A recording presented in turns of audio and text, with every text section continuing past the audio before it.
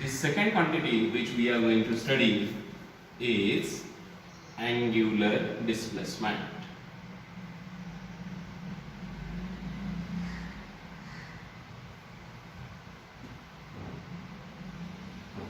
What is the definition of angular displacement? Is angle traced by radius vector in a given time at the center of the circle is called angular displacement. Definition of angular displacement is angle traced by radius vector in a given time at the center of the circle is called angular displacement. Now let us consider we have a particle which is performing circular motion in anti-clockwise direction. Radius vector is the vector drawn from center of the circle to the position of the particle. Let us consider initially the particle is at position A.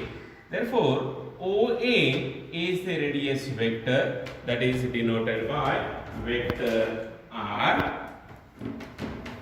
Now, according to the definition of angular displacement, angle traced by radius vector in a given time at the center of the circle is called angular displacement. Now let us consider we have given time t, and in time t the particle from point A moves to point B, because of which the radius vector turns through angle theta. This angle theta is known as angular displacement.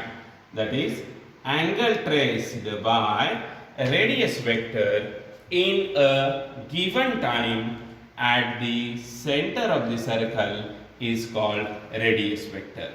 One can define radius vector also as the angle through which radius vector turns. Another definition of angular displacement is the angle through which radius vector turns in a given time is called angular displacement. That is, the angle traced by radius vector at the center is angular displacement. Here it is theta. Linear displacement is observed to be from A to B. Let us consider S is the linear displacement. Obviously, R is the radius of the circle, theta is the angular displacement. And angular displacement is, if finite, then finite angular displacement is denoted by theta. When we consider very small angular displacement, that is, when radius vector turns through very small angle, then that infinitesimal angular displacement, that is from A to B, this is very small angular displacement, then this angular displacement is denoted by delta theta. Infinitesimally small angular displacement, infinitesimal angular displacement means very small angular displacement is denoted by delta theta. SI unit of angular displacement is definitely either degree or radian, as it is the angle. We know that 360 degree equal to 2 pi radian. Means angular displacement is either measured in degree or radian, or one may convert from radian to degree or from degree to radian. It is very simple to note that in one revolution, particle will have angular displacement of 360 degree or 2 pi radian. In half revolution, angular displacement will be 180 degree or pi radian, in quarter of revolution angular displacement will be either 90 degree or pi by 2 radian. This is so simple. Now, as we know that SI unit of angular displacement is either degree or radian, and now we are very much clear about conversion of radian to degree. 1 degree is definitely equal to 2 pi divided by 360 radian, or one can write this as pi divided by 180 radian. Now let us see whether angular displacement is scalar quantity or vector quantity. Infinitesimal angular displacement, infinitesimal angular displacement and angular displacement and finite angular displacement are having both magnitude as well as direction. This obviously means that this quantity must be a vector quantity, but there is a question mark. Why there is a question mark? Note that if any quantity is having magnitude as well as direction, that is, that quantity can be completely described by knowing magnitude and direction, then that quantity is said to be vector quantity. At the same time, that quantity has to obey all the laws of vectors, then and then only it becomes a real vector, otherwise that quantity becomes a pseudo vector. Therefore, now let us check whether both infinitesimal angular displacement and finite angular displacement obeys laws of vectors or not. It is observed that finite angular displacement, which is denoted by theta, does not obey laws of vectors, and hence finite angular displacement is a pseudo vector, that is imaginary vector, or simply it is scalar quantity. Note that finite angular displacement may have both magnitude as well as direction, but it is not obeying the laws of vectors, hence finite angular displacement is a scalar quantity, or one may say that it is a vector quantity. When we consider the case of infinitesimal angular displacement, then infinitesimal, that is very small, infinitesimal means very small angular displacement obeys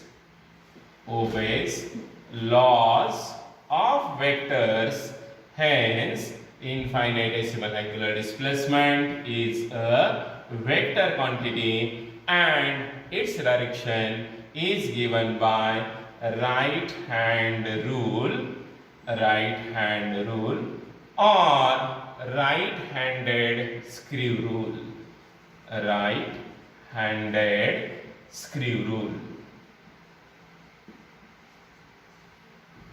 Now, we came to know that infinitesimal angular displacement, that is very small angular displacement, is a vector quantity. Its direction is given by right-hand rule or right-handed screw rule. Now, what about magnitude? Magnitude of angular displacement is given by a very simple equation with which we are already familiar with, is the equation of angle theta equal to arc length divided by radius. Theta is arc length upon radius. Radius is r, arc length is AB. Therefore, theta is equal to S divided by r. What is theta? Is the angular displacement. It is finite angular displacement. Finite angular displacement is finite linear displacement divided by radius, or one may write S is equal to theta multiplied by r. We are talking about finite angular displacement. Now if the angle is very small, then we can write delta theta equal to delta S divided by r. What is delta theta? Delta theta is very small angular displacement, that is infinitesimal angular displacement. Delta S is linear displacement, r is the radius, and in vector form, delta theta, when we write this as a vector, then vector delta theta is vector delta S divided by r. Direction of this vector delta theta is given by right hand rule or right handed screw rule. Now what we have studied now, in short, in brief, is what is the definition of angular displacement? Angular displacement is defined as angle traced by radius vector in a given time at the center of the circle, or very simple, angle described by radius vector at the center, or angle through which radius vector turns in a given time is called angular displacement. There are two types of angular displacement. One is finite angular displacement and second is infinitesimal angular displacement. Finite angular displacement is denoted by theta, where infinitesimal angular displacement is denoted by delta theta. SI unit of both these is obviously degree or radian. We know that a relation between degree and radian is 360 degrees 2 pi radian. That is 1 degree becomes 2 pi divided by 360 radian, that is pi divided by 180 radian. Then when we study unit of the quantity, we go to whether the quantity is scalar quantity or vector quantity. Here what happens is infinitesimal angular displacement and finite angular displacement both are having magnitude as well as direction. This obviously means that these two quantities must be vector quantities, but there is a question mark. Why there is a question mark?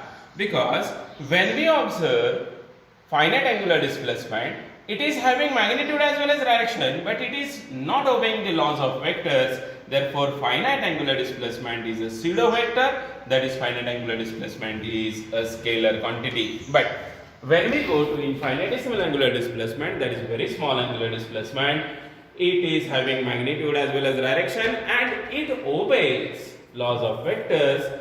Therefore, it is a vector quantity. Delta theta is a vector quantity. As it is vector quantity, its direction is given by right hand rule or right handed screw rule. Obviously, we have to find now the magnitude of angular displacement. The basic formula for angle is angle theta is arc length AB, A to B or A to B divided by radius r. Therefore, theta is S by r when the angular displacement is finite, or S is equal to theta multiplied by r. When we consider very small angular displacement, which is infinitesimal, delta theta is delta S divided by r. In vector form, we write vector delta theta as vector delta S upon r. This is the second quantity, which is angular displacement.